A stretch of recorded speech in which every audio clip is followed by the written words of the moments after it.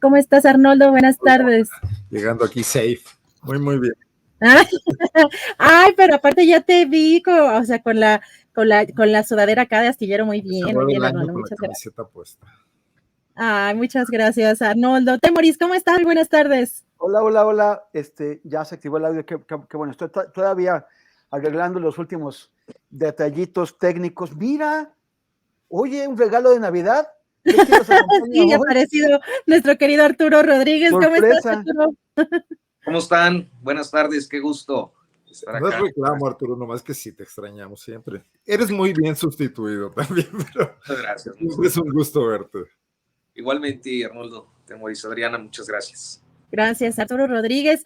Pues sigue estando pues muy calientito el tema, Arnoldo, de esta acusación de plagio, este señalamiento de plagio por parte de la ministra Yasmín Esquivel de su tesis.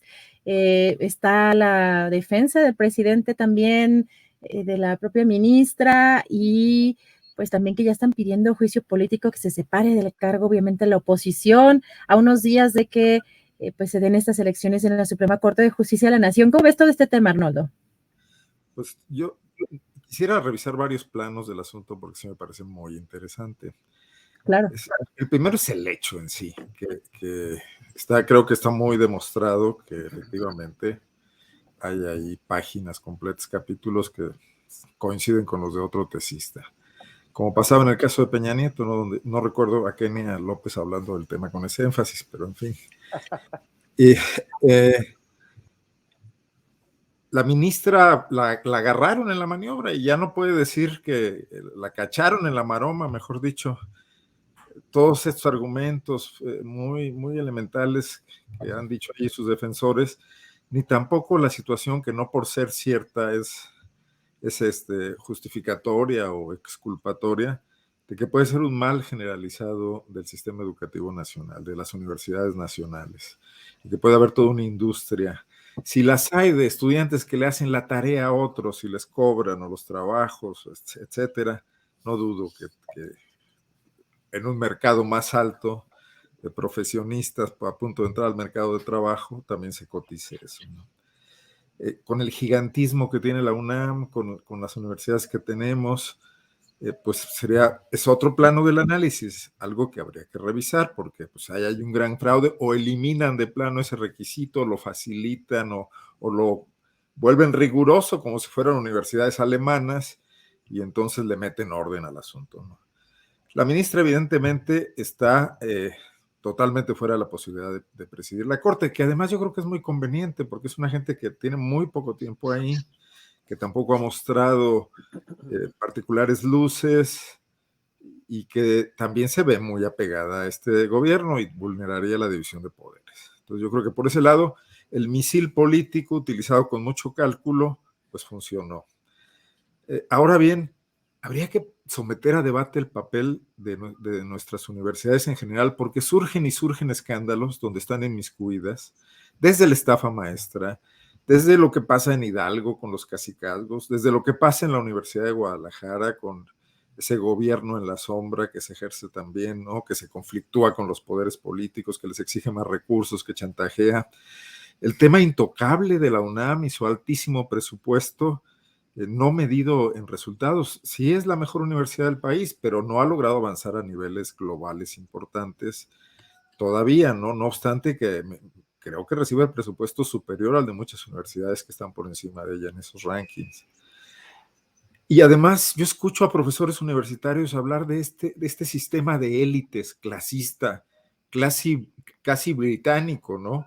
De los grandes eminencias que ya prácticamente no dan clases, que prácticamente no hacen investigación, que han saltado a la fama por un trabajo exitoso y que cobran cantidades importantes en el SNI, en los centros de investigación, etcétera, y luego es imposible acceder a esos niveles por parte de jóvenes talentosos y brillantes que tendrían muchísimo más potencial en ese momento para aportar, ¿no? Y profesores castigadísimos y mal pagados, que son los que realmente hacen la talacha. Y todo eso, al fin de cuentas, redunda en una deficiente calidad de nuestra educación pública, que también nos hunde como sociedad competitiva en términos laborales, etcétera, ¿no? y de estos rubros en los que sería importante avanzar, de tener investigación científica original, investigación social importante, que este país la requiere con urgencia sobre sus propias realidades, ¿no? Entonces, bueno, independientemente del enorme escándalo en sí del tema y la velocidad con la que se sacan cuchillos para disparar por todas partes, creo que es síntoma de fenómenos más complejos. Sería un buen trabajo periodístico revisar las tesis de por lo menos, no sé, los 100 funcionarios más importantes de este gobierno y los 20 funcionarios más importantes de cada gobierno estatal para ver qué resulta, ¿no? Gracias, Arnoldo. Sí, efectivamente. Temuris Greco, bueno, ya sabes que por acá siempre nos ponen dónde están las pruebas. Bueno, como si las tesis, ¿no? La comparación de las tesis no fuera suficiente. Estamos viendo pues también la lucha de dos narrativas que siempre en estas épocas pues nos ha tocado también estar como en medio. ¿Qué ves tú en este tema? Pues cómo ha salido a defenderse la ministra y pues también la oposición cómo se ha colgado de este tema. Sí, bueno, pues las pruebas están ahí, o sea, quien no las quiera ver, en serio, o sea, es que es más que evidente. Hay en mi muro, en mis muros en Facebook y en Twitter, donde he sostenido algunas argumentaciones sobre este caso, hay personas que llegan a decir que se alteró las fechas de las tesis, que el supuesto autor de la primera tesis pues no existe y no sé qué, pero es tan sencillo como que si esas cosas, si eso que están afirmando fuera cierto, la ministra Yasmín Esquivel en su defensa lo habría dicho y no lo dice porque no es cierto. Las tesis son idénticas. Eso está establecido. La misma ministra ya lo reconoció. Lo único que dice la ministra es que la plagiada fue ella. Uh-huh. O sea, nada más que quiere establecido, porque hay gente que aquí que de pronto dice, no demuestra que son idénticas. Digo, lo pueden hacer ustedes mismos o ellas o esas mismas personas metiéndose a la base de datos de las tesis de la UNAM y comparándolas. La ministra no está cuestionando la cuestión de las tesis. Lo que dice es que ella empezó a hacerla antes, en el 85, antes del 86, cuando ese señor Báez la registró. Lo que no explica es cómo es que Báez registró en el 85 una tesis ya terminada, o sea que si hubiera sido hecha por la ministra, ya habría estado terminada en el 86, por eso la habría registrado este hombre, y sin embargo, la ministra tardó 14 meses más desde que Báez la registró para presentar la suya. O sea, es inexplicable, la guardó, se le olvidó, le dio flojera, se fue de viaje, no lo explica. Y como único evidencia de que ella habría empezado la tesis antes que Báez, dice que está el testimonio de su directora de tesis, la misma directora de tesis que dirigió la tesis de Báez. Entonces aquí hay una cosa, ¿por qué se siente cómoda acudiendo a esta señora directora de tesis, a Marta Rodríguez Ortiz, cuando Marta Rodríguez Ortiz habría dirigido las dos tesis idénticas al mismo tiempo? Y si Báez efectivamente hubiera sido el plagiador, pues la directora de tesis le habría tenido que decir a su alumna Yasmín, oye, te están plagiando la tesis. Y no solamente te están plagiando la tesis, sino que yo, Marta Rodríguez, la estoy validando y la estoy llevando al examen profesional. Pero no se lo dijo. O sea, es totalmente inverosímil lo que dice la ministra. O sea, yo hice una disección de sus argumentos en mis redes, con el objeto no de demostrar que lo que dice es falso, porque está ya es más que evidente. Lo que hice fue tratar de estudiar junto a la gente, junto a quienes los lectores, cómo argumenta la ministra Yasmín Esquivel su propia defensa, con cosas, como decía, que son insostenibles, con contradicciones, acudiendo al testimonio de esta tutora, directora de tesis, que tenía una verdadera panadería de tesis.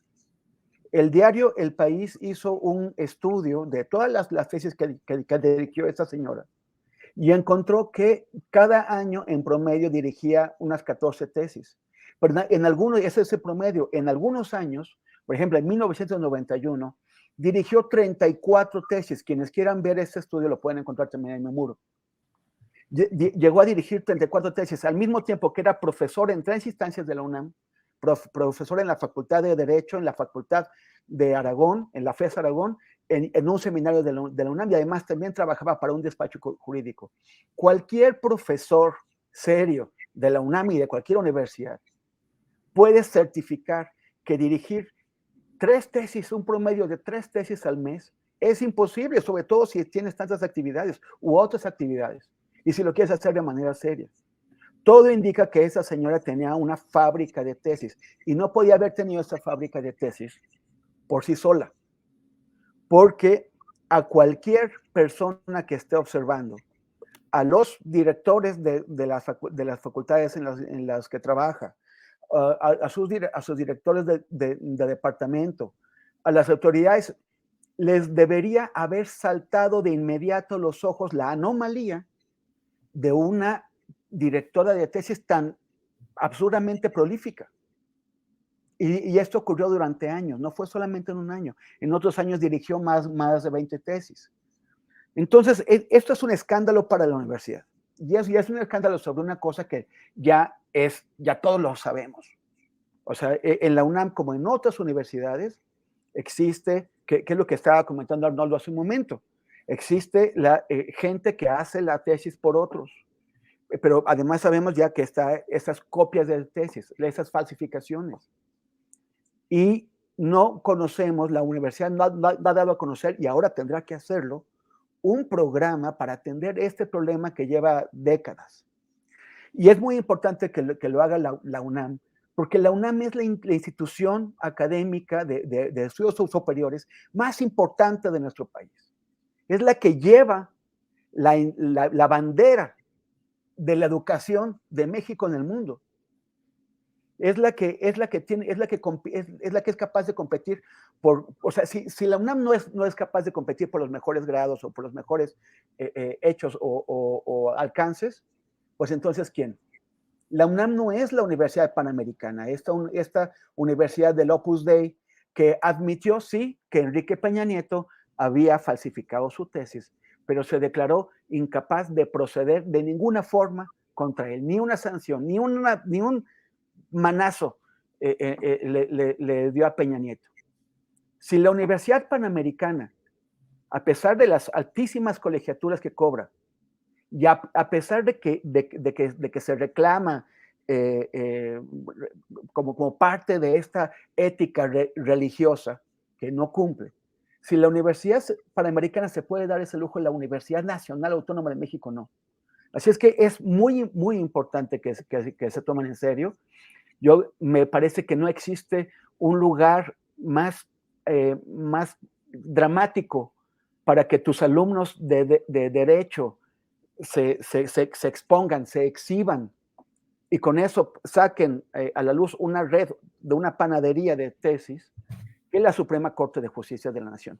Ahora está el tema de lo que dice el presidente. El presidente dice, la ministra Yasmín Esquivel no es nuestra candidata. Eso me parece muy bien, que no se aferren a tratarla de llevar a la presidencia de la Suprema Corte, porque sería un desprestigio, ya es un desprestigio para la Corte, un desprestigio con el que la Corte tiene que lidiar, pero además que una plagiadora de tesis se convierte en la presidenta de la Corte, afecta a la Corte, afecta al proyecto presidencial y afecta al país, porque es la Corte la que decide todos nuestros asuntos más importantes. Entonces, es vital que se arregle. ¿Cuál es el problema? Que si el asunto no solamente descarrila la apuesta por la presidencia que tiene la ministra Esquivel, sino que además termina apartándola de la Corte en la ignominia, en la vergüenza, es un voto menos a favor de la 4T. Y es un voto menos cuando la Corte tiene que discutir las impugnaciones que están en camino sobre la reforma a leyes en electricidad, sobre la reforma, el plan B de la reforma electoral que no ha sido aprobado, pero que lo será pronto y será impugnado, ya se anunció, y la reforma del INE. Entonces, son cosas en donde cada voto cuenta. Aquellos temas de mayor alcance tienen que ser decididos por una mayoría de 8 de los 11 ministros. O sea que tener 3 o 4 ministros seguros le resuelve la emergencia al presidente. Pero si uno de esos ministros, como la ministra Esquivel, sale y queda su asiento vacío, o tienen que proceder a una nueva elección en el Congreso, a una nueva elección de un ministro, pues entonces se verán en problemas. Entonces yo creo que aquí es el dilema en el que se encuentra el presidente. Debe haber sido para él una muy desagradable sorpresa descubrir que esta ministra es una plagiaria. Pero de todos modos él tiene que ver por el futuro de su proyecto y tiene que ver ahora sí qué plan B puede introducir para salvar este flanco abierto. Claro que hay una grilla política aquí, no digo que no, al revés, lo he sostenido. Obviamente que el grupo de Enrique Krause, al que pertenece Guillermo Sheridan, la persona que denunció el plagio, claro que tiene una agenda para tratar de erosionar, de sabotear en lo posible a la 4T, pero no tendrían esta munición, no tendrían este flanco abierto si la ministra no hubiera plagiado la tesis. La duda no es si este tema es político, sino si un proyecto que se basa en la lucha contra la corrupción va a permitir que esto salga impune. Gracias, Temoris. Arturo Rodríguez, pues no sé, un error de juventud que le están pasando la factura. Ahora van a salir con que la tesis fue hecha en grupo, porque justamente ven que de pronto se podía hacer estas tesis en equipo. Bueno, se presentan al mismo tiempo y no con esos años de diferencia, pero también esta investigación que presenta el país de estas tesis decía que ya había encontrado 6 iguales a esta, la de la ministra, con diferentes, cambiaba los órdenes de algunos párrafos en algunos casos, y una solamente no había sido dirigida por esta maestra Marta Rodríguez, así que pues sí, en serie, y después van a salir que fue como en equipo esta tesis. ¿Cómo ves este caso, Arturo? Pues mira, en principio creo que estamos ante dos dimensiones que ya más o menos han perfilado Arnoldo, un poco más enfocado a la parte de la educación superior, y Temoris con una repaso más amplio del asunto. Yo creo que son dos dimensiones. Una, la que tiene que ver con un acto de deshonestidad que, como tú apuntas, pues ocurrió hace muchos años en la juventud de la hoy ministra, y que sin embargo creo que es una lección también para los profesionistas jóvenes, una lección que nos lleva a observar cómo algunas decisiones que tienen que ver con el inicio de la etapa adulta y de la etapa profesional pueden tener una repercusión a décadas de distancia perjudicial para las carreras. Yo creo que si Yasmín Esquivel hubiera sido una abogada litigante, que bueno, efectivamente había transitado por sus posgrados, por la maestría, por el doctorado, pues no hubiera pasado mayor cosa por ahí ella en la academia quizás, pero se encuentra en la Suprema Corte de Justicia de la Nación. Y cuando uno piensa en la Suprema Corte de Justicia de la Nación, pues quisiera pensar que ésta se compone por sabias y sabios jurisconsultos que tienen un dominio profundo de la materia constitucional, porque son quienes en diferentes temas de trascendencia para las personas y para el país y para los estados y para los poderes son trascendentales. La Suprema Corte resuelve principalmente la materia constitucional, lo sabemos, esto es el amparo para las personas, esto es la controversia constitucional y la acción de inconstitucionalidad. De manera que al momento de revisar el apego tanto de actos de autoridad como de disposiciones jurídicas legislativas inclusive, pues tiene en sus manos, tiene la última palabra y tiene en sus manos el futuro del país en temas torales. Entonces, sabemos que la integración de la Corte, como de pues la mayoría de los órganos autónomos, que yo lo describiría así teóricamente, sabemos que hay 3 poderes, pero bueno, los autónomos son una especie de poder o de podercito especializado, tienen una integración con una orientación política o con una serie de intereses políticos que se expresan en la forma en la que se reparten las posiciones. Esto no es inusual, forma parte de los consensos, de los acuerdos que en una democracia representativa se dan, y no es ni bueno ni malo, simplemente así ocurre. Claro, insisto, en el ideal uno esperaría que esos representantes políticos pues tuvieran la responsabilidad de postular a personas con el expertise, la capacidad, los conocimientos, la integridad para resolver cosas. Entonces, estamos primero frente a un hecho, el del plagio, que cuestiona el profesionalismo, la integridad, la legalidad, inclusive la subsistencia de la trayectoria profesional de una ministra. Por el otro lado, nos encontramos frente a un hecho político, por eso hablaba yo de 2 dimensiones. Un hecho político en el que un intelectual, un escritor como lo es Guillermo Sheridan, efectivamente identificado mucho con el grupo Letras Libres, ha revelado lo que estamos hoy teniendo como materia sobre la mesa, y esto se ha convertido en algo que las oposiciones han retomado para cuestionar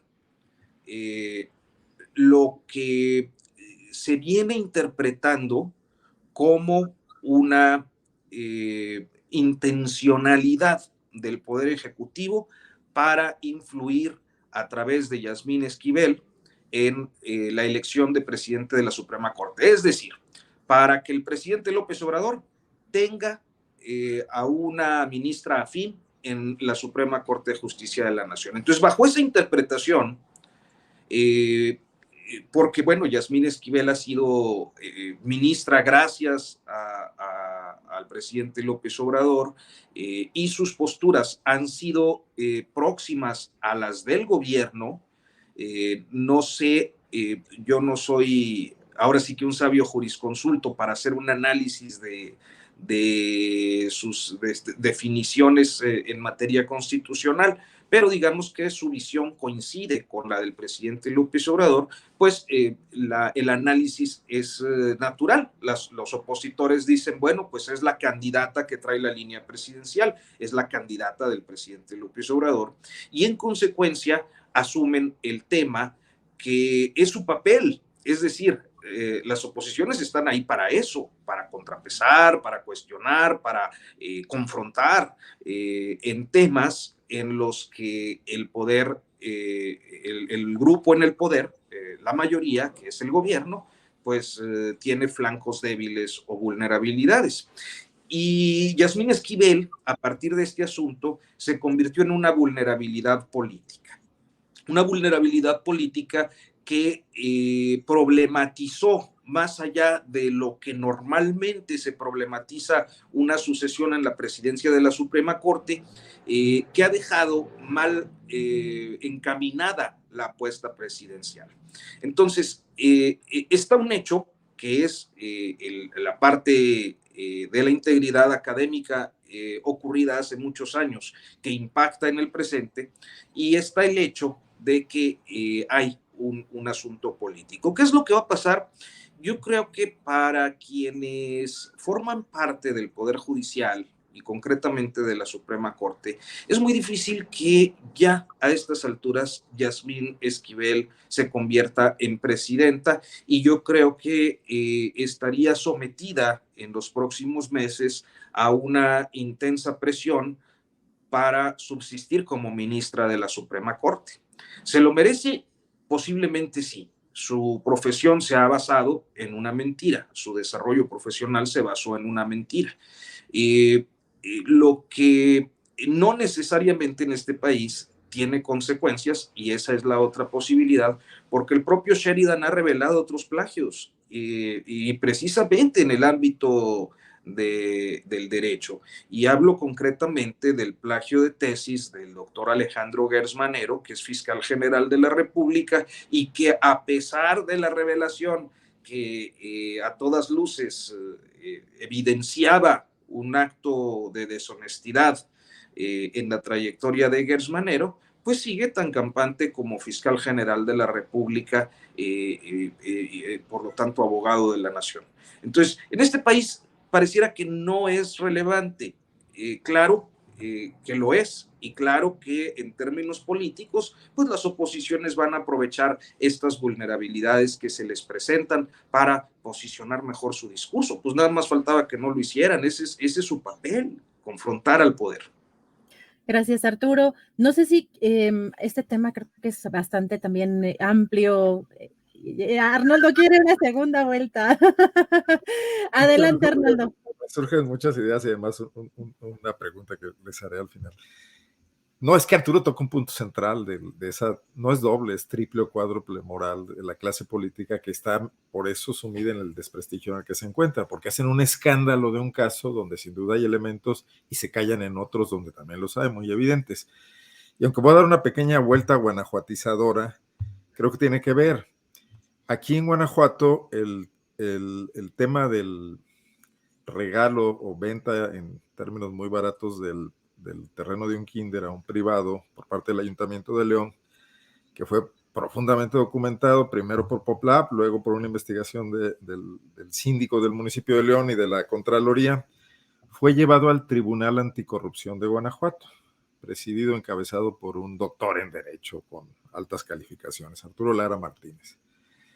Y la forma que encontró este presidente de sala para exonerar al funcionario, obviamente por una consigna política, fue que como que sí había cometido todo lo que hizo mal, el dolo, etcétera, de hacer pasar un predio de una escuela como un baldío, pero que en el momento en que el Ayuntamiento de León votó a favor de esta resolución, la legitimó, no obstante que votó engañado, y que entonces el funcionario no tenía responsabilidad. En todo caso, la responsabilidad sería el ayuntamiento, pero el ayuntamiento había actuado de buena fe.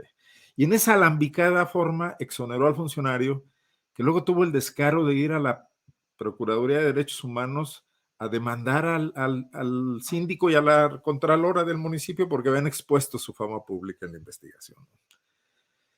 Bueno, siguiendo esa lógica, la ministra Esquivel no tiene ninguna falta formal, jurídicamente hablando, puesto que un tribunal universitario, que es una autoridad académica, la aprobó. No sé si por unanimidad o por mayoría, quizás Temoris tiene más el dato, que lo ha investigado, pero en ese momento la exoneró de cualquier responsabilidad si aplicáramos esta misma forma. Aparte está la ética, ¿no? Es otra cuestión, y que en este país recuerden que es un árbol que da moras. Entonces, esa clase política que cuando se trata de los suyos trata de enterrar todo rápidamente y de encontrar los argumentos donde se puede echar mano de ellos, yendo como en columpio de lo ético a lo jurídico y tratando de brincarse todas las consecuencias, no puede estar armando este escándalo y pensar que es creíble. Y por eso lo único que hace es abonar a este tema ya suficientemente discutido de la polarización, de quienes ven el asunto como una construcción política absoluta y exoneran la responsabilidad ética de la ministra, y quienes consideran que hay que llevarla prácticamente al paredón, ¿no? Creo que hasta hoy siguen siendo mayoría los segundos, perdón, los primeros, digo, sigue siendo alta la popularidad del presidente, etcétera. Esa es un poco nada más la reflexión que quería hacer, en el sentido de que el escándalo que se está armando como el de Ciro Gómez Leiva hace 15 días, dará vuelta muy rápido a la página, porque surgirán otros y de todas maneras tampoco será creída esa clase política estridente, porque no están encontrando los temas y porque uno desgasta al que sigue, porque es evidente que andan buscando por todos lados reposicionarse políticamente y no dar resultados, ni proponer alternativas de fondo, ¿no? Ahora, la pregunta que les quiero dejar es si creen, porque yo ya busqué y no encontré, que el ministro Saldívar hará un TikTok sobre este tema, porque sería muy simpático. Debería. Temoris Greco, bueno, yo debo decir que también a mí me llamó la atención el que en su columna de ayer, me parece, Ricardo Rafael plantea incluso un tema penal, una acusación penal. También lo que estamos viendo, Temoris, el abogado o el exabogado, o uno de los exabogados de Mexicanos contra la Corrupción y la Impunidad de esta... pues de este grupo dentro de mexicanos que se llamaba DILE, no sé si sigue llamando esta parte del litigio estratégico, que es Miguel Ángel Mesa, me parece en redes sociales, incluso ya dijo que había interpuesto una denuncia sobre este tema. Temoris, ¿qué abonarías tú también a esto que menciona Arnoldo? Pues mira, yo también estoy intrigado por el TikTok del ministro Saldívar. Hablará, bailará, se parará de cabeza con música de reggaetón o de banda, de regional mexicano. Es interesante. Acabo de ver a Mejía Verdeja cantando también un reggaetón, ¿no? O sea, no sé, así son estos tiempos en donde la vergüenza de los políticos se va desapareciendo por ahí, se va yendo a las alcantarillas. Pero los de Saldívar están buenos. Pero sí, lo sé. Yo no he visto ni uno. Échale uno que ya. ¿Los de cuál? ¿Los de quién? Los de Saldívar. Sí, los de mira, te voy a decir porque también, o sea, Saldívar tiene gente joven que sabe de estos temas. De hecho, también se popularizó su gusto aparente por la cantante Taylor Swift, y, o sea, sí tiene quien lo asesore. Pero hay otros personajes que vemos que no están asesorados, como la ministra Yasmín Esquivel, ¿no? Pero Temoris, adelante.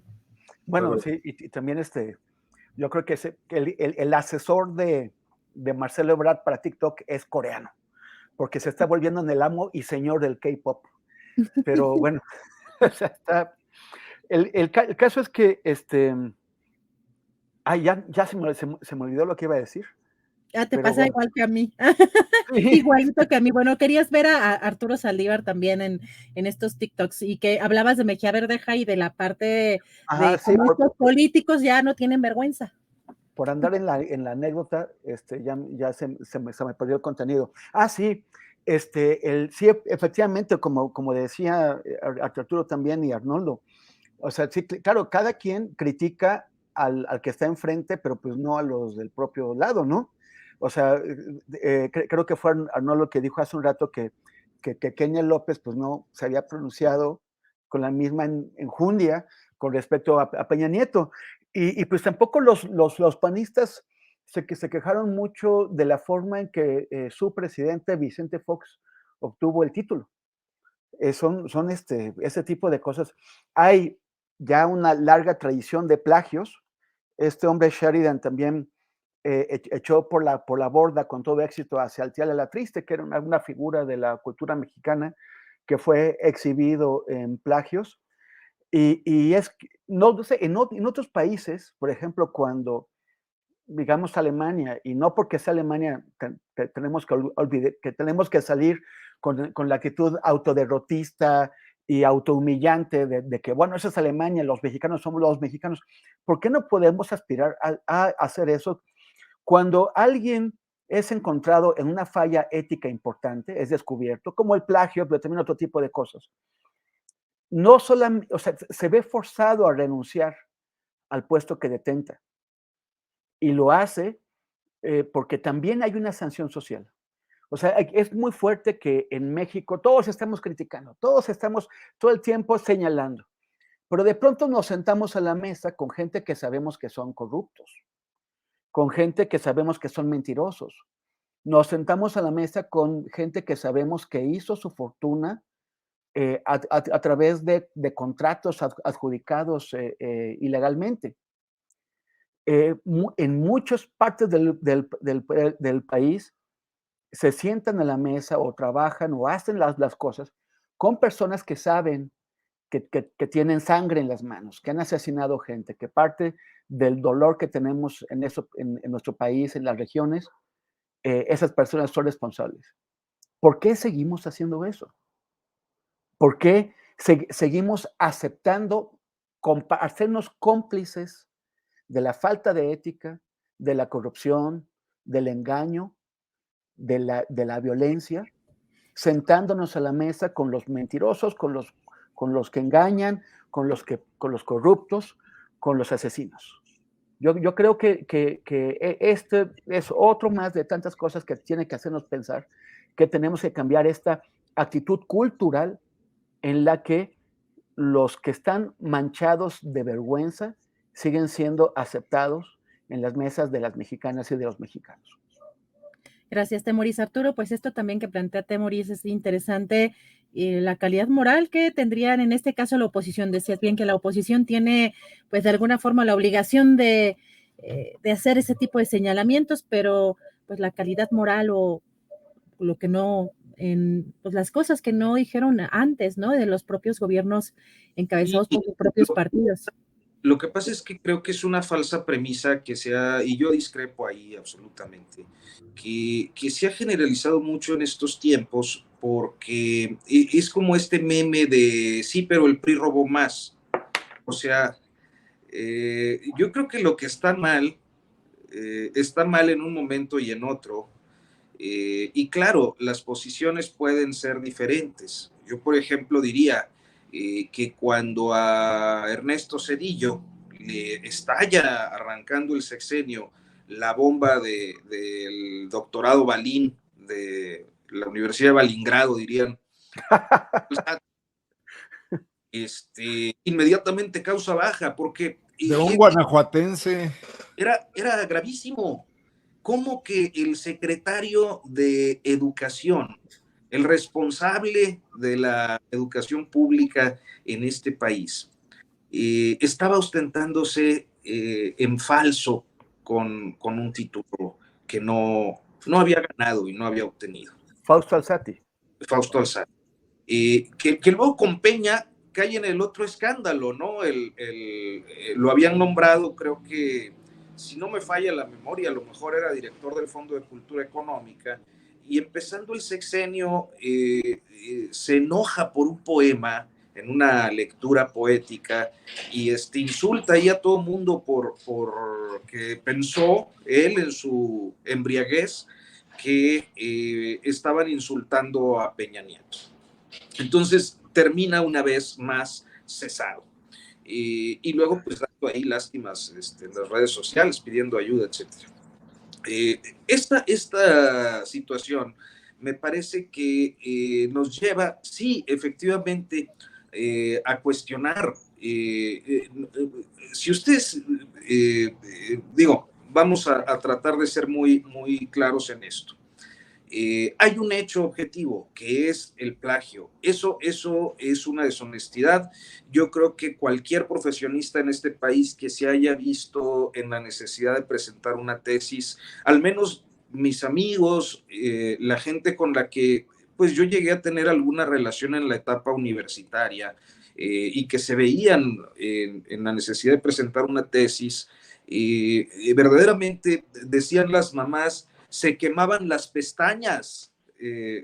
Yo no conozco a ninguno de mis amigos, ninguno de mis parientes que tuvieron que presentar una tesis que haya plagiado o que haya incurrido en un acto de deshonestidad, al menos no que yo me haya dado cuenta, y lo que yo sí vi fueron horas de esfuerzo de muchachos que se estaban preparando para dar la batalla en su vida profesional. Quien haya presentado una tesis, quien haya tenido un hijo, un hermano, que haya visto ese trabajo, sabe que lo que hizo la señora está mal. O sea, eso es independiente de que si fulano o sutana cuestionaron en el pasado el título de Peña o el título de Vicente Fox, porque también está la otra lectura. Quienes estaban en ese momento en la oposición y que hoy son gobiernos fueron ferocísimos, como hoy no lo son buscando precisamente las justificaciones en el pasado para tratar de limpiar o de, pues no sé, atenuar el impacto de lo que está pasando hoy. Tan grave es lo de hoy como fue lo del pasado.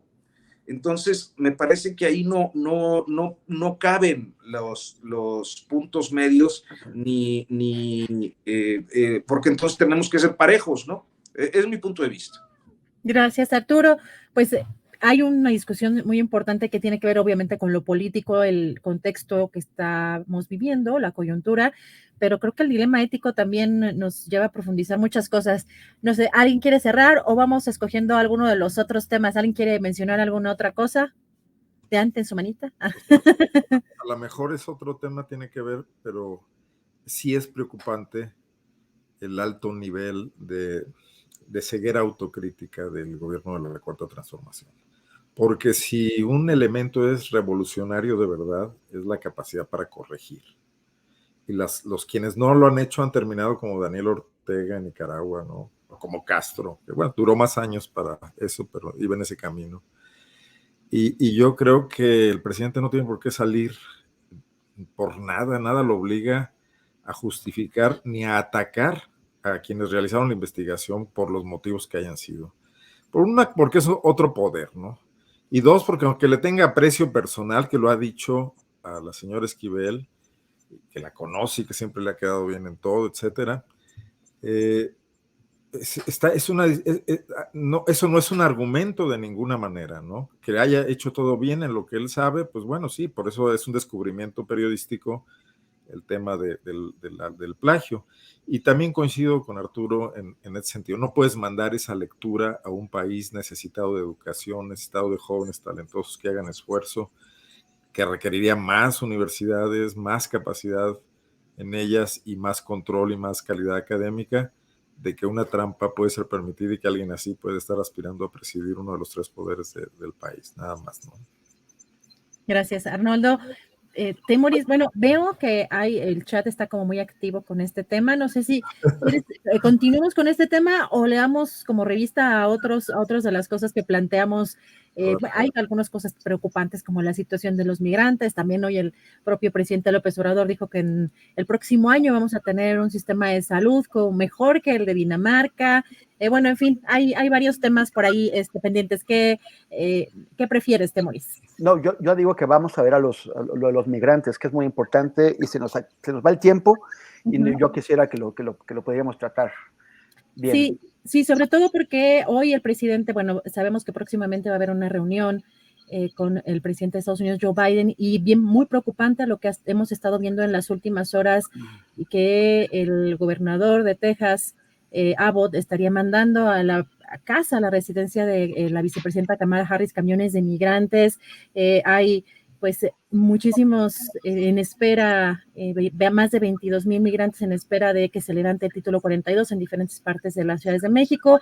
¿Cómo ves esta situación, Temoris? ¿Ante qué estamos y qué podemos esperar en esta próxima reunión del presidente de Estados Unidos y el presidente de México?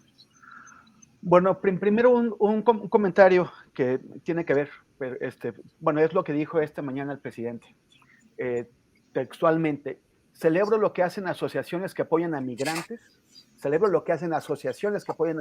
porque están pendientes de este tipo de bajezas.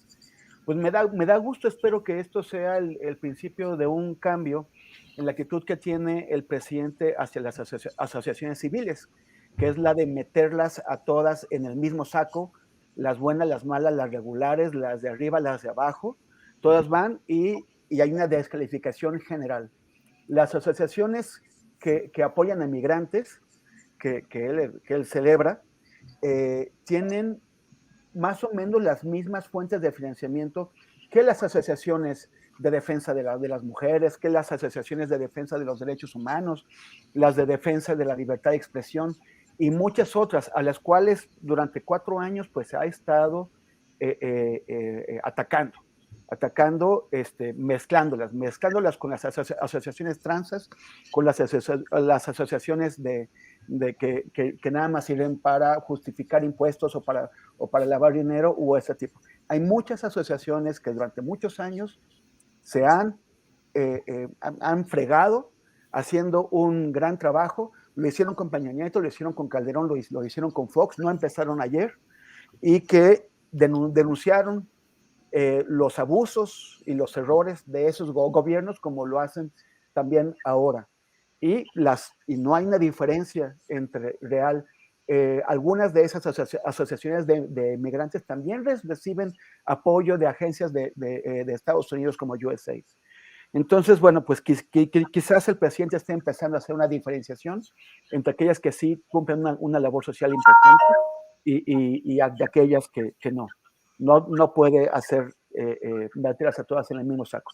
La crisis de los migrantes está gravísima. Acabo de ver unas notas de noticieros de Estados Unidos sobre, por ejemplo, la gente que está en El Paso, Texas.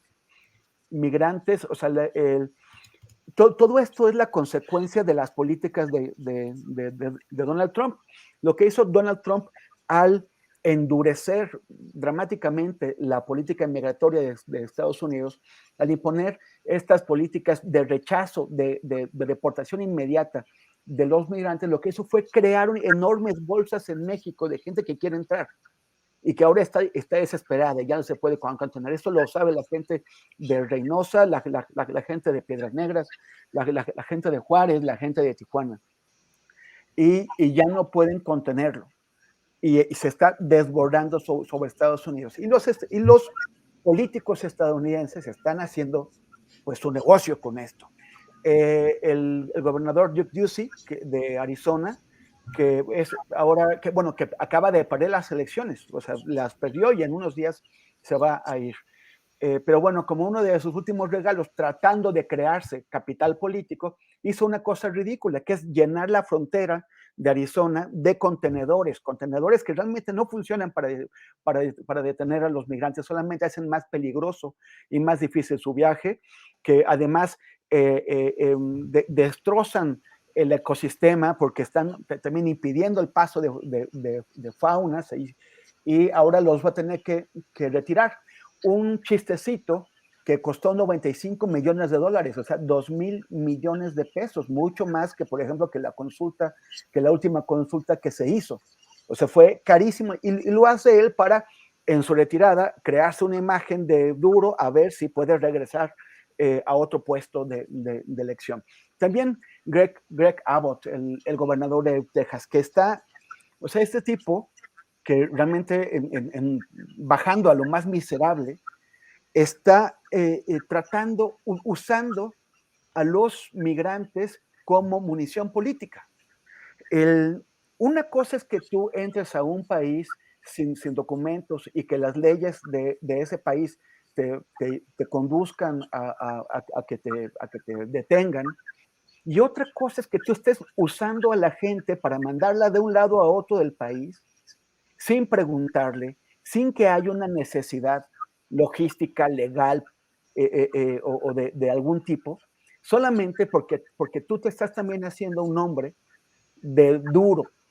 Y entonces estás llevando a gente, a hombres, a mujeres, a niños, a familias, los estás mandando a otras ciudades para hostigar a los políticos del partido contrario. O sea, esto a mí me parece que son abusos incluso de derechos humanos que deberían ser perseguidos. O sea, ese señor tendría que ser cuestionado ante los tribunales por violar los derechos humanos de esta gente que está usando como si fueran piedras, como si fueran canicas para aventarlas contra esta otra gente. Está gravísima con la ola de frío que estamos sufriendo. Mi hermano está ahorita en Chihuahua, está de visita con la familia. Me cuenta el frío que está haciendo en Chihuahua que está 4 horas al sur por carretera del Paso. Como los albergues que tiene el Paso para migrantes están desbordados. Las familias están durmiendo en la calle. O sea, están pasando estos fríos extraordinarios en la calle sin ayuda. La respuesta para esta crisis no puede ser utilizar a la gente como munición política. No puede ser la expulsión para seguir alimentando estas bolsas que hay en la frontera. Tiene que haber acuerdos entre los gobiernos para procesar a toda esta ola de migrantes. El presidente mencionó, López Obrador, mencionó adecuadamente que se están concediendo 25,000 visas temporales para venezolanos. O sea, los gobiernos demócratas y republicanos utilizan el tema de los migrantes para golpear a sus enemigos políticos, a los cubanos primero y ahora también a los venezolanos. Y lo hacen cuando se trata de estos gobiernos, sí aceptan a los migrantes, sí aceptan a los cubanos, sí aceptan a los venezolanos. Bueno, que se establezca una política para tratar de aliviar estos bolsones de migrantes que hay en la frontera y hacer un ingreso ordenado que permita colocar a esos migrantes donde la economía de Estados Unidos los necesita, donde las empresas estadounidenses sí necesitan esta mano de obra, porque tienen ahora uno de los mayores niveles de empleo que hay en su historia y están teniendo problemas para llenar muchísimos puestos de trabajo. Entonces, que permitan que entre de manera ordenada y de manera humana, no como lo que están haciendo ahora, que es violar los derechos humanos de miles de personas. Gracias, Temoris. Arturo Rodríguez, ¿qué opinas de este tema tan complicado más, como dice Temoris, en estas fechas donde están estas nevadas históricas? Siempre el periodo decembrino nos lleva a agenda política y también por agenda de fe para quienes son creyentes al tema migratorio, ¿no? Porque a final de cuentas esta idea de la posada y del pesebre es eso, una migración, ¿no? Un éxodo. Y entonces tenemos, yo creo que desde 2001, con la radicalización pues la seguridad en las fronteras estadounidenses, llevamos ya 2 décadas padeciendo, observando las dificultades de lo que yo coincido con diferentes organizaciones de derechos humanos. Particularmente fue un tema de conversación que en diferentes oportunidades tuve con el extinto sacerdote Pedro Pantoja hace todavía unos años, que es una tragedia humanitaria. Es decir, es una tragedia humanitaria por donde lo podamos ver, ¿no? Porque a final de cuentas nadie migra, pues, por vivir en la opulencia en su lugar de origen, migran por necesidad. Claro, quienes tienen lana y se quieren ir a vivir a otro país, pues lo hacen, pero esta gente lo hace por necesidad, por hambre, por necesidad de justicia o de seguridad, ¿no? Para poder sobrevivir, auténtica, literalmente para sobrevivir. Y las condiciones de desigualdad y de injusticia en este mundo nos llevan a observar una problemática generalizada, continua, que en el caso concreto de nuestra región, tiene como ingrediente el impacto que desde el periodo Trump, y particularmente desde el periodo Trump coincidente con López Obrador, ha colocado a las migraciones en una situación auténticamente paupérrima, deplorable, precaria en ciudades de la frontera y del norte del país, no solo de la frontera, de los dos lados, naturalmente, pero provocando una serie de complicaciones también en los lugares a donde arriban bajo estas condiciones de bloqueo fronterizo o de repatriación a México. ¿Por qué? Básicamente cuando si uno piensa más o menos en las condiciones, yo no sé exactamente, no tengo el dato en estos momentos, pero pensando, por ejemplo, en Piedras Negras, que debe ser un municipio de unos 350,000, 400,000 habitantes, según yo, y vamos a poner la cifra así como un supuesto nada más, de repente tener a 30, 40 mil personas en esa zona implica el incremento de un 10% de personas en la demanda de servicios y de atenciones. Entonces, este tipo de poblaciones se ven rebasadas. Yo creo que algo similar ocurre en algunas ciudades del otro lado de la frontera, donde el impacto puede ser tremendo, sobre todo algunos pequeños poblados o comunidades cercanos a la frontera del otro lado.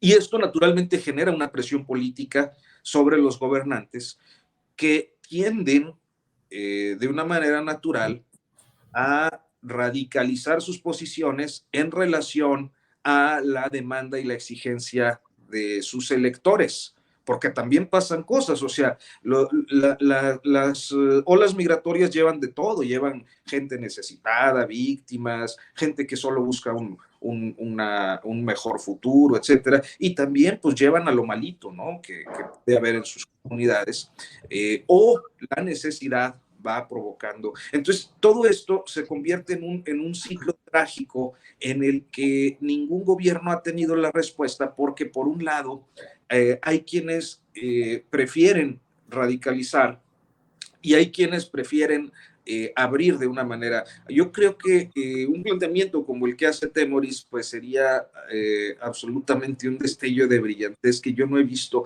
en las clases políticas ni en México ni en Estados Unidos. Generar una migración ordenada en las últimas 2 décadas para colocar personas en los lugares donde se necesita la mano de obra, pues sería una maravilla. Hay ciudades del norte del país, en México inclusive, donde la falta de mano de obra está provocando serios problemas para las empresas por el altísimo nivel de rotación. En fin, hay muchas cosas que se podrían plantear, pero no creo que esté en el horizonte de los gobernantes ni en México ni en Estados Unidos llegar a este tipo de soluciones humanitarias fundadas en los derechos humanos, sino más bien salir al bote pronto, ¿no?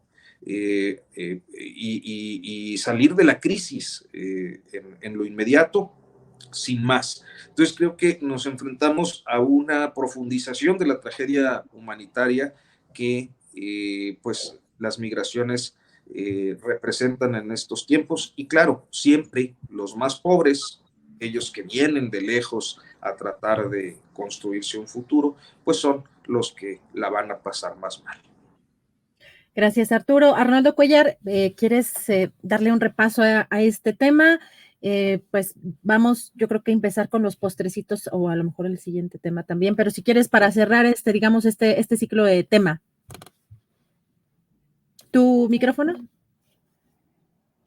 Me silencié hace rato y me silenciaron porque estaba aquí despidiendo a alguien. Algo que me parece relevante mencionar, pues la solución del presidente López Obrador, que no es de ninguna manera una solución, lo que le quiere plantear a Biden, ¿no? Pues el fenómeno migratorio, así como lo plantearon ya mis compañeros, es sumamente complejo y las motivaciones que lo provocan van en ascenso. Y básicamente son económicas, ambientales, que también son muy relevantes, y políticas, ¿no? Estamos a Venezuela, Cuba, Haití como grandes expulsores de personas que quieren vivir en sociedades menos caóticas, opresivas. Creo que Nicaragua, no se menciona Nicaragua, pero El Salvador va por el estilo, Guatemala también. Y el tema del cambio climático en Centroamérica está impactando también de manera fundamental y está impidiendo realizar actividades económicas tradicionales, ¿no? Pesca, siembra, etcétera. Entonces, la presión migratoria va en aumento. Está en aumento en México también. Yo dudo mucho que los programas de Sembrando Vida, no recuerdo cuál otro mencionó, el presidente mencionó 2, estén arraigando de verdad a la gente en sus comunidades. En primer lugar, porque no es suficiente tiempo de aplicación para tener resultados. Incluso, aunque estuviera alguien haciendo análisis objetivos, no solamente organizaciones o instituciones como el INEGI, un par de años que lleva quizás aplicándose en plenitud, no nos dicen todavía qué está logrando, ¿no? como el programa también de Jóvenes Construyendo el Futuro, etcétera. Pero además, no creo que para alguien que quiera mejorar su nivel de vida de forma sustancial y pensar en los salarios que podría ganar, incluso realizando labores de las más marginales en la economía norteamericana, sea comparable el ingreso que le puede dar los subsidios gubernamentales, ¿no? Entonces puede ser un paliativo, pero seguirá habiendo interés e incentivos para migrar. Lo otro es la enorme población de latinos que ya viven en Estados Unidos y que son un atractor natural para sus familias, ¿no? Para sus hijos, para sus nietos. Entonces, por todos lados, pero además no es un fenómeno exclusivo de nuestro continente, está igual el tema en Europa, con asiáticos, con africanos, incluso viniendo de geografías más alejadas, porque tampoco veo que haya ningún interés en migrar a Rusia, por ejemplo, o a China, ¿no? En todo caso, a Australia. Entonces eso va a seguir. Y el tema es que no tenemos un acuerdo mínimo fundamental de las naciones que están económicamente poderosas del norte para tratar de enfrentar el problema. El Europarlamento no está metido en temas de corrupción ahorita, como el otro día le sirvió de broma al presidente por Qatar, por recibir mordidas de Qatar. No están más preocupados por sancionar a México por no sé qué cosas, en lugar de resolver un problema que está ahí. Bueno, ni siquiera el asunto de los refugiados ucranianos, que al principio fue visto con simpatía, incluso se habló de un doble rasero para el manejo de las crisis migratorias, ya los hartó, ya hemos visto este tema que quizás fue muy puntual y no generalizado, no lo sé, de un abucheo en Alemania a ucranianos, porque ya los ven también como una amenaza. El tema que menciona Temoris de los puestos de trabajo en Estados Unidos hay desempleo. Yo creo que si un programa empezara a emplear migrantes en puestos de trabajo de cierto nivel, todo este público trompeano, que se volvió trompeano porque eran miembros de sindicatos originalmente demócratas, que vieron a la desesperada en el discurso populista de Trump una salida ante su baja en su nivel de vida y en sus niveles de ingresos por el cierre de plantas allá, lo vería también muy mal, entonces habría consecuencias políticas. Pero el asunto no puede ser abordado por una sola nación, ¿no? Y no veo que haya esa voluntad, como bien lo menciona Arturo, y entonces lo que el presidente le va a plantear a Biden, pues lo va a escuchar con toda la cortesía del mundo y le va a decir que sí, que vamos a ver. No es una salida, pero aquí también quisiera mencionar algo. Hay un gran deterioro de instituciones vinculadas a la ONU y de la propia ONU. Bueno, visto su papel patético en la cuestión de Ucrania y de Rusia, ¿no? Que es el que hace en cada caso, ¿no? Ya lo había hecho en Irak, etcétera. Pero además, miren, el gobernador de Guanajuato, Diego Sinue, acaba de irse a Sudáfrica a dar una ponencia de pacotilla de un programa que le llama La Mentefactura, que no es sino innovación, pero armado con parches por aquí y por allá, sin un discurso político y demagógico, porque lo invitó la UNESCO. Y luego te enteras que la UNESCO pues cobra por eso. Claro, no te cobran así, no te mandan una factura, te ofrecen programas a los que te incorporas o hacer en Guanajuato alguna cuestión y recibir un ingreso, ¿no? Entonces lo recibieron allá y lo llevaron a un Congreso Mundial de Ciencia y Tecnología o algo por el estilo. Entonces, si la UNESCO anda en eso, que siempre fue una institución muy prestigiada, pues ¿quién está pensando las soluciones? ¿Quién va a convencer a los políticos de que se sienten en una mesa a tratar? Ya vimos el fracaso de la COP también, ¿no? Teniendo a Coca-Cola como patrocinador y no llegando a conclusiones frente a una cuestión que está ahí enfrente y que todo el mundo dice que ya no se puede esperar, ¿no? Para empezar a tomar medidas. Es el cambio climático. Bueno, nada más, dejarlo aquí. Gracias, Arnoldo. Mi postrecito ese, ¿verdad? Pero yo quería comentarle algo a Arnoldo sobre el tema del empleo. O sea, yo tenía una cifra de hace un par de meses y resulta que todavía está, digamos, mejor en cierto sentido. El promedio de la tasa de empleo histórica de Estados Unidos de 1948 a 2021 es del 59.23%, o sea, casi 60%. pero en el mes de noviembre de 2022 está en 96.3%, o sea, 36% por arriba de la tasa histórica de empleo. O sea, su desempleo es del 3.7%. En septiembre estuvo en 3.5%, todavía abajo. Uno dice, bueno, ojalá que desapareciera el desempleo. No, así no funciona la economía capitalista.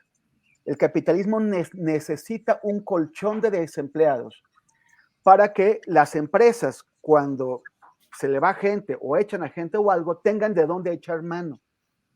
Obviamente hay partes de Estados Unidos donde hay más desempleados y otras en donde casi no hay. Entonces muchas empresas no tienen con quién llenar los puestos de trabajo. O sea, este nivel de desempleo tan bajo de 3.7% no permite el reemplazo de empleados que necesitan el capitalismo. No solamente por regiones, también por sectores. O sea, hay sectores que se quedan sin gente y otros que tienen suficientes para hacer este reemplazo. Entonces, este desempleo tan bajo requiere de la llegada de migrantes que puedan ayudar a paliar esta falta. Yo no digo, o sea, idealmente en el mundo bello, nadie tendría que estar sin empleo, pero en la realidad del capitalismo hay cómo acomodar a muchos migrantes, solamente que se haga un plan, como decía, ordenado, inteligente, en donde la gente vaya a donde se necesite. Por supuesto que este siempre va a ser un problema político grave, o sea, siempre el miedo a los migrantes rinde políticamente, ofrece dividendos políticos. Por eso lo atizan los republicanos principalmente y también algunos demócratas. Pero a final de cuentas, este es un momento histórico en la economía de Estados Unidos. El dato que yo tenía, con el que empecé a comentar hace un momento, era de 4.5%, que eso fue en el verano. Pues todavía ha caído más el desempleo. Gracias, Temoris. Si les parece, con Arturo Rodríguez vamos a empezar el postrecito de un minutito nada más para cerrar algún anuncio, comentario. De pronto también les digo, ida a cantina, fiesta, bueno, ya no hay posadas, pero lo que quieras, Arturo. No, mira, pues yo creo que yo nada más decirle a quienes amablemente nos han acompañado aquí en la mesa de periodistas de los martes, y que muchas gracias por vernos, por comentarnos, a veces con críticas muy pues necesarias, otras más proclives a la descalificación, muchas porras también, que en lo personal yo les agradezco, les valoro mucho, y bueno, pues esperar que el próximo año podamos por aquí seguir coincidiendo, si Julio Astillero y tú, Adriana, ellos nos siguen convocando, al menos a mí, pues con muchísimo gusto de estar en la tripulación y con toda esta gente maravillosa, crítica y atenta a los asuntos de la cosa pública que siguen el canal. Entonces, pues solo eso, mandarles un abrazo muy afectuoso y desearles que todo vaya bien. Sé que normalmente estamos los periodistas acostumbrados a dar malas noticias y a botar broncas por todos lados. Ya habrá tiempo, empezando el año, en los postrecitos para ir abordando las diferentes temáticas, pero por lo pronto, pues ese era mi mensaje. Muy bien, Arturo. Bueno, el postrecito dulce, que se suscriban a Notas Sin Pauta y al Coahuilense. Así que sigan de cerca el trabajo de Arturo Rodríguez y también en proceso Arnoldo Cuellar. Bueno, postrecito de un minutito, unos segunditos, anuncio o algún comentario de alguna nota de allá de Guanajuato. Ya Guanajuato, sé mucho. No, y agregar que en el Coahuilense habrá este año, estará movidito con las elecciones, así que va a ser lectura obligada. Así es. Nada más sumarme a esta muy buena idea de Arturo de agradecer a todos los que nos escuchan en estas charlas de los martes, agradecer todo, las críticas, unas muy simpáticas también, y bueno, pues ni modo, el que no quiera ver espantos que no salga de noche, ¿no? Entonces aquí estaremos leyéndolos en el chat y comentando y compartiendo y aprendiendo de Temoris y Arturo, de Julio, a quien le mando un abrazo también de Año Nuevo, y a ti, Adriana. Muchas gracias. Nada más avisar también que votaremos, Temoris y yo nos hemos puesto de acuerdo para hacer una lista de asistencia, y a los más puntuales les vamos a entregar otras playeras el año que viene. Muy bien, Arnoldo. Sin dedicatoria. A Temoris, el postrecito, un minutito. Bueno, sí, bueno, yo quisiera dar una buena noticia, pero hay otro tema que quería comentar que es importante. La Iglesia Católica distribuyó un cuadernillo con un protocolo de actuación ante el abuso sexual, que ya sabemos que es un problema pues muy grave. Lo hizo la Arquidiócesis de México, no ni siquiera la del país. Y además se está cobrando, ¿no? En pesos. Y en lugar de entregarlo gratuitamente y de dar cursillos y de tratar de explicárselo a los miembros para que no, pues para que respeten a las personas, ¿no? A las mujeres, a los niños, a las personas en general. Lo está cobrando en 100 pesos. Como si la Iglesia Católica, que se acaba de meter no sé cuántos millones solamente el 12 de diciembre por todas las personas que fueron al lado de la basílica, que es alucinante esta procesión, esas peregrinaciones, como si necesitara dinero.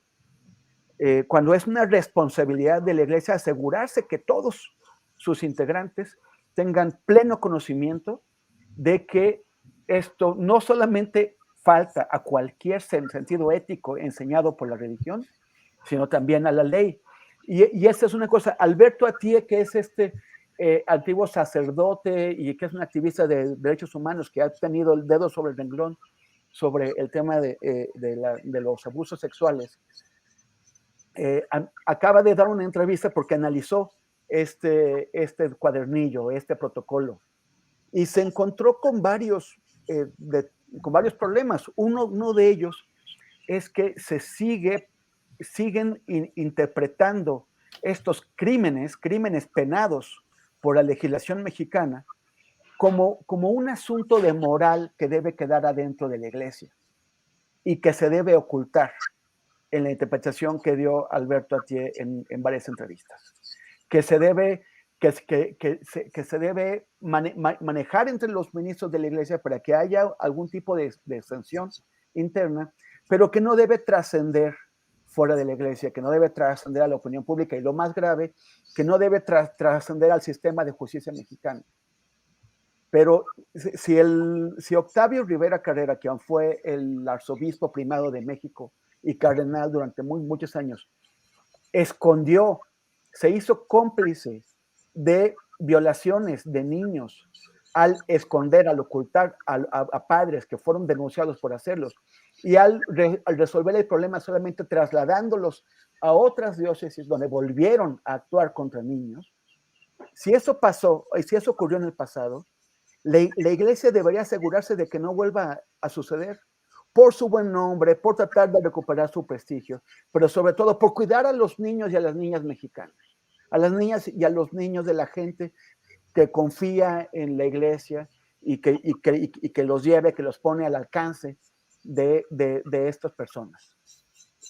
Sin embargo, no han entendido que no es una cosa que nada más se deba discutir adentro de la institución religiosa, sino que debe pasar al sistema penal mexicano para que todas esas personas que han abusado contra niños paguen judicial, paguen ante la sociedad por lo que cometieron. La Iglesia mexicana no es ajena a la sociedad y no es ajena a la justicia civil. Gracias, Temoris Greco. Por acá nos preguntan en dónde, ese fue Milenio, ¿no? Si no me equivoco, Laura Santillán estaba preguntando dónde había sido esa entrevista a ti. La voy a poner en mis redes al terminar el programa. Era Norberto Rivera Carrera, Temoris. ¿Qué dije? ¿Octavio? Yo dije, no, también el pariente de un pariente. Lo estoy confundiendo con Octavio Rivero Serrano, el que fue rector de la UNAM. Claro, Norberto Rivera Carrera. La UNAM y la Iglesia tiene cosas. Ya ves, la UNAM, la Iglesia, poteros, pataras. Autoridades. Bueno, y una cuestión muy importante, dijiste varias razones por las cuáles deberían preocuparse, y una de ellas sería por su propia lógica de caridad cristiana, ¿no? No, pues por un la legalidad y al bien que se supone que profesan. Pues, claro. Así es, Claro. pues muchas gracias a los tres, feliz año. De verdad que sobre todo para el periodismo el próximo año, pues no se nos venga tan complicado como este 2022, que ojalá tengamos mejores oportunidades y mejores condiciones para ejercer el periodismo aquí en México, y siempre agradecida por participar con ustedes. Arnoldo, te mando un fuerte abrazo, feliz año. Yo acá con mi pollo el águila de Juan Soriano del premio. Sí, claro. Gracias, Arnoldo. Gracias y saludos. Gracias, Temoris Greco, feliz año, fuerte abrazo. Muchísimas gracias, Adriana, Arnoldo, Arturo. Hoy sí, las puras A, ¿no? Bueno, también con esta Julio es astillero. Creo que el único que anda sin A soy yo. Pero bueno. A Temoris. Sí, arroba Temoris. Arroba Temoris, exacto. Está muy bien eso. Muy bien. Bueno, nada más invitar al público que nos sigan en nuestras distintas redes, en mi caso, arroba Temoris en Instagram y en Twitter, y facebook.com/Temoris, donde voy a poner en un momento esta entrevista con Alberto Atié, y él también AA, Alberto Atié. Pero, y bueno, desearles muy feliz año, ojalá que sea mejor que lo que nos ha tocado, y que, bueno, que resolvamos tantos problemas que solemos tratar aquí en cada ocasión. Les envío un abrazo a ustedes tres, al querido Julio, a Daniela, a Paco Cruz, y en general a toda la gente que nos hace el favor de escucharnos y de acompañarnos, y incluso hasta los que no han dejado de aventarnos piedras el día de hoy. En primer lugar. También. Que se la pasen muy bien, que tengan un mejor año, que estén de mejor humor para que sus piedras ya no duelan tanto. Un par de idas al Covadonga podría ser un buen propósito. Con eso, sí. Pero muchísimas gracias. Y bueno, pues abrazos y abrazas. Gracias, Temoris. Arturo Rodríguez, feliz año, que sea un gran año para el coahuilense, para Notas sin Pauta.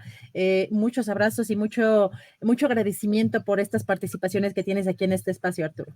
Muchas gracias, Adriana. Igualmente, un abrazo. Yo pensé que Arnoldo iba a decir, tengo mi pollo águila del América. Están pidiendo un calendario erótico tuyo, Arturo. No debes dejar pasar ese comentario. Del guapo Ben, sí. Ya me sonroje. Sí, ya se notó. Mejor nos despedimos. Arturo, Arnoldo, Temoris, muchas gracias por todo. Nos vemos aquí la próxima. Un fuerte abrazo. Feliz año. Vale. Abrazote. Muchas gracias. Gracias a Arnoldo.